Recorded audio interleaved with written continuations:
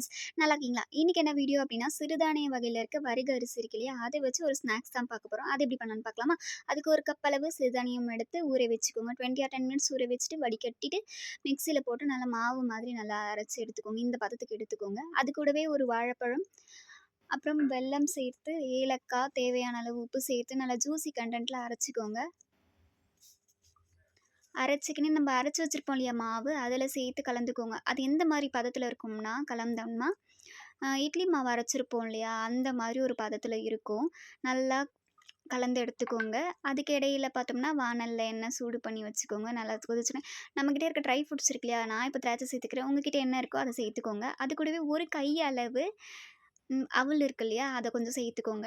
இப்படி பார்த்தோம்னா கொஞ்சம் இதுவா இருக்கும். ஊத்துற மாதிரி இருக்கணும். ஆப்பம்லாம் ஊத்துவோம்ல, அந்த மாதிரி இருக்கணும். அது மாரி ஊத்தி எடுத்தோம்னா, ஸ்வீட் ரெசிபி ரெடி. வரகு அரிசி தோப்பம் ரெடி. இந்த மாரி செஞ்சு குடுத்தீங்கன்னா, குழந்தைங்க விரும்பி சாப்பிடுவாங்க. இந்த வீடியோ பிடிச்சிச்சுன்னா லைக் அண்ட் ஷேர் பண்ணிக்கோங்க. சப்ஸ்கிரைப் பண்ணிக்கோங்க. Tata bye.